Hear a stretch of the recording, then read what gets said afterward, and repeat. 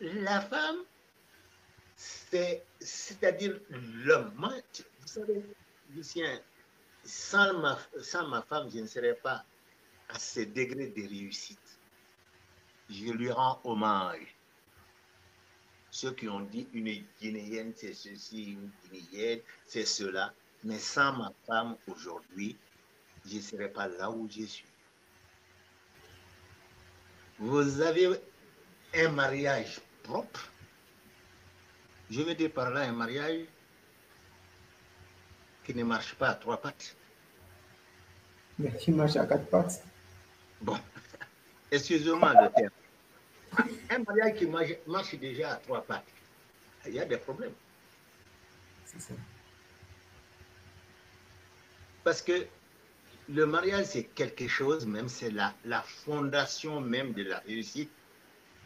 Comme moi, on m'a toujours dit, un bon chef de famille deviendra un bon entrepreneur et un bon président. Comment confier un pays ou une famille ou moi j'ai un canton ou une commune à quelqu'un qui est déséquilibré? Ça ne marche pas. C'est vrai. Et on nous disait, quand un homme décide de chercher sa femme, il faut toujours chercher la femme dont les parents s'entendent. Dans une famille équilibrée. C'est comme ça que nos parents nous le disaient. Moi, je croyais dans le temps, ils avaient tort. Mais aujourd'hui, je peux vous dire qu'ils avaient raison. Et quand vous avez ces trois choses réunies, ce n'est pas tout non plus. Vous devez être courageux. À quoi servira le courage si vous n'avez pas la patience? Le courage tout seul ne servira à rien si vous n'avez pas la patience. Il faut être patient. Donc, vous devez avoir le courage, vous devez avoir la patience et vous devez avoir l'endurance.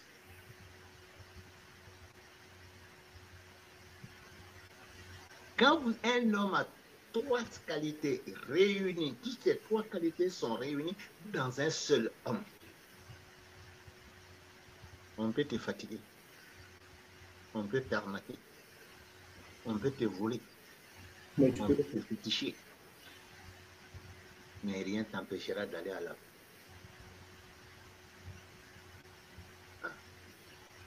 Quand vous avez ces qualités-là, c'est la règle. Moi, j'ai dit, c'est le pas même de la réussite. Vous avez déjà un pied dans les filets. Beaucoup de nos parents, aujourd'hui, comme on parle des diasporas, mais on reviendra sur ça, puisqu'il y a le problème d'éducation des enfants, je laisse ça de côté. Oui. Je reviens maintenant toujours sur la diaspora.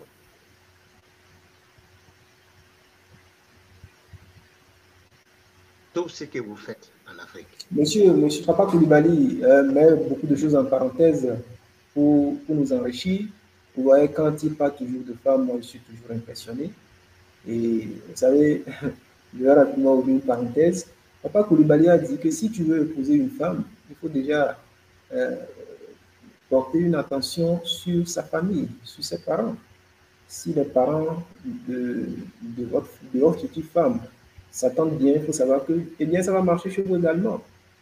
Parce que si les parents ne s'entendent pas, cette fille que vous allez prendre comme votre femme dans les années à venir aura déjà les séquelles. D'accord? Même elle aura naturellement peur. Parce que les parents ne s'entendent pas, elle va penser comme le mariage, c'est un champ de bataille.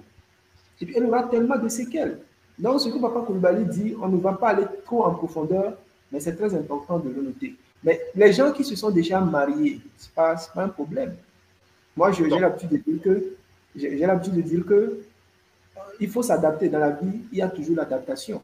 Donc, si vous avez déjà fait le premier pas, il n'y a pas de problème. continuez toujours, attendez-vous, cherchez toujours des astuces pour que les choses avancent tout simplement. Ou bien Papa Koulibaly. Oui, exactement. C'est quoi la réussite aussi du mariage?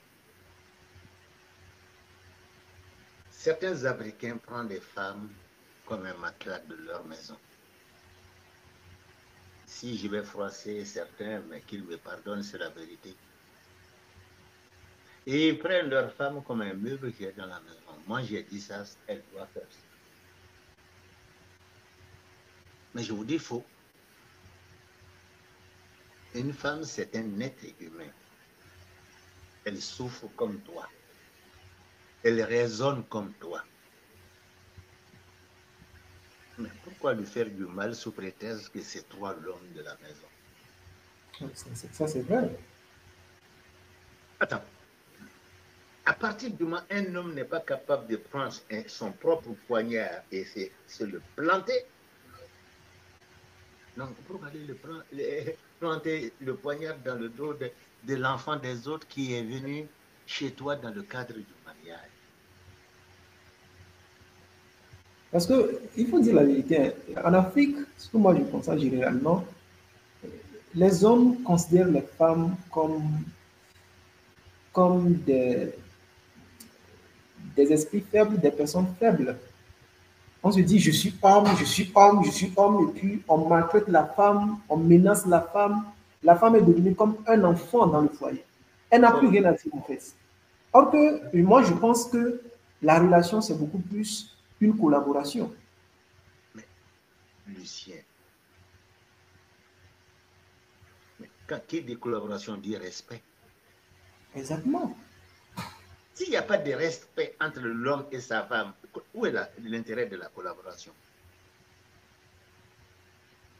Si toi tu quittes ta femme et tu sors, tu vas aller dans un restaurant, tu vas aller avec ta maîtresse. Ta femme et ses enfants sont couchés à la maison. Mais je pose la question.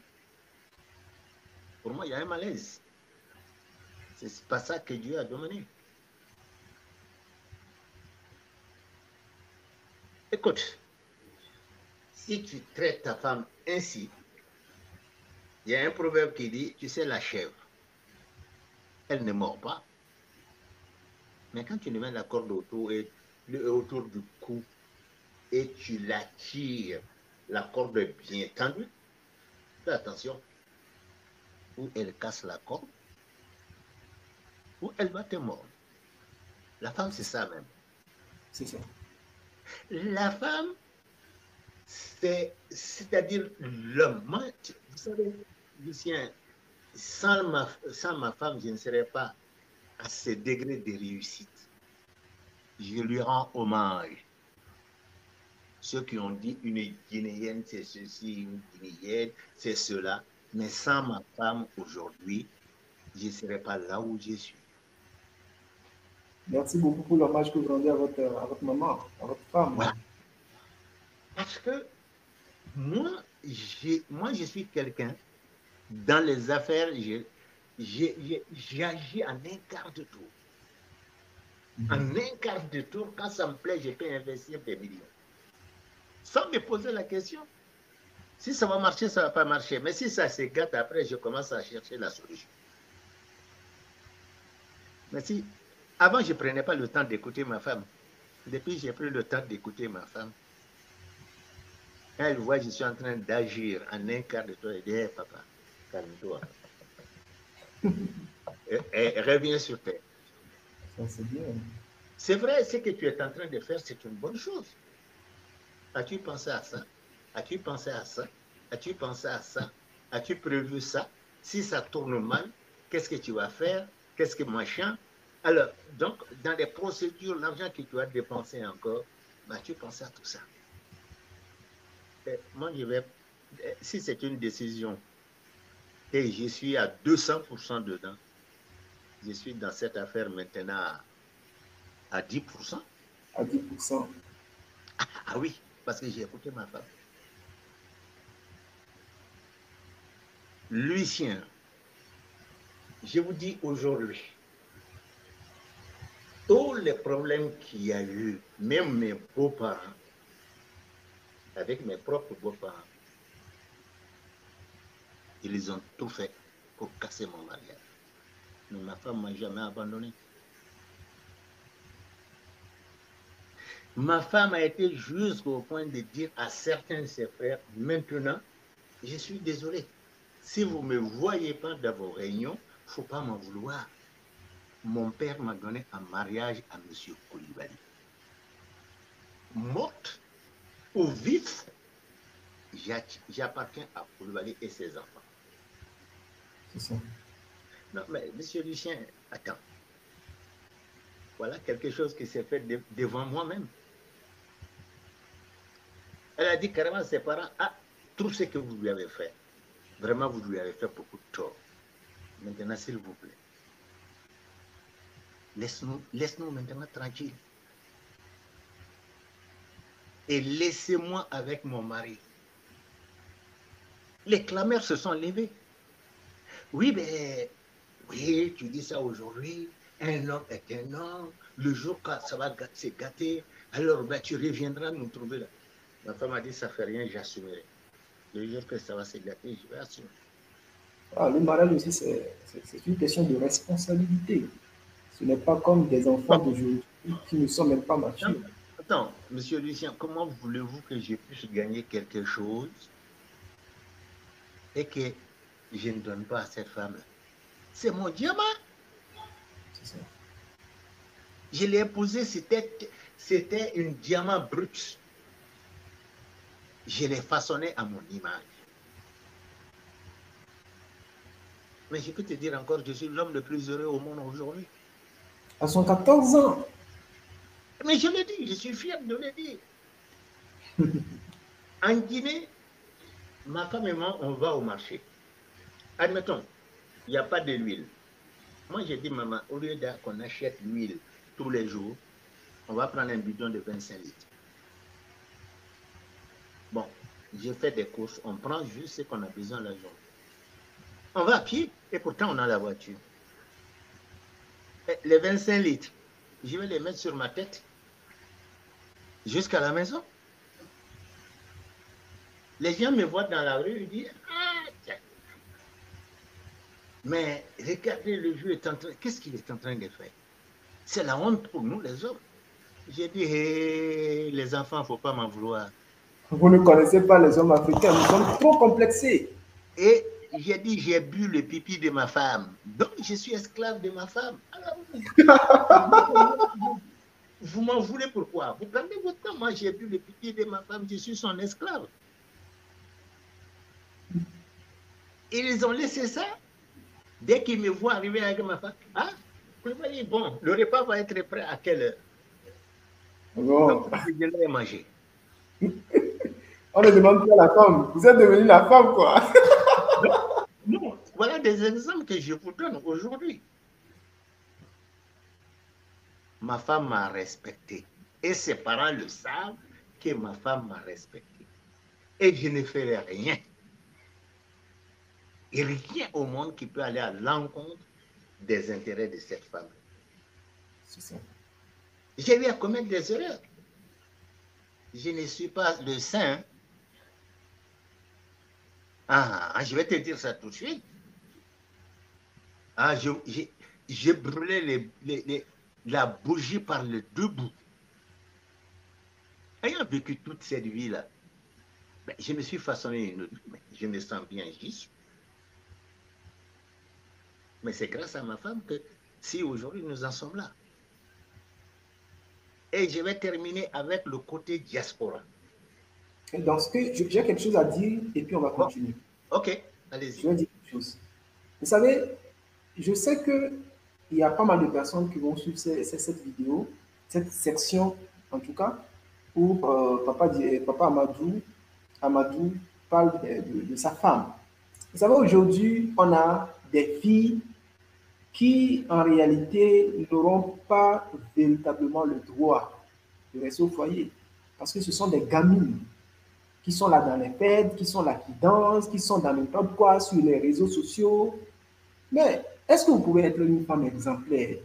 Une femme exemplaire, c'est celle-là qui est aussi intelligente, c'est celle-là qui se cultive, c'est celle-là qui va accompagner son mari. Vous ne pouvez pas être juste un représentant ou une représentante, autant pour moi, une représentante dans le foyer. Si vous êtes là, vous n'accompagnez pas votre mari, vous ne conseillez pas votre mari, vous êtes là seulement comme ça, franchement, ça ne vaut pas la peine.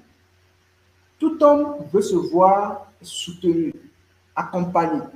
Donc, si vous êtes comme de petites filles, là, vous êtes toujours dans vos trucs, et vous allez voir, vous voyez, c'est pas... Monsieur Amadou dit que sa femme, comme vous le dites, votre femme vous respecte toujours, elle vous respecte. Donc, en retour, vous la respectez.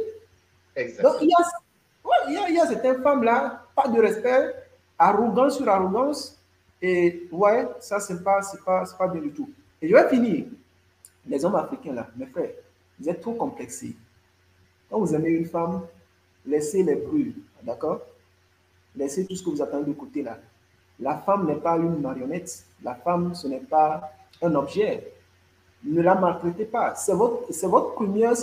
La femme, c'est le premier collaborateur de votre vie. Bref, moi, je vais fermer la parenthèse. Et voilà, ceux qui vont suivre la vidéo, je pense que vous allez la partager pour ceux qui veulent aussi l'attendre. Alors, nous allons toujours percer avec la diaspora. Et la diaspora doit-elle toujours revenir en Afrique? Elle doit abandonner l'Afrique? Alors, quelles sont les astuces pour éviter, pour contourner les échecs?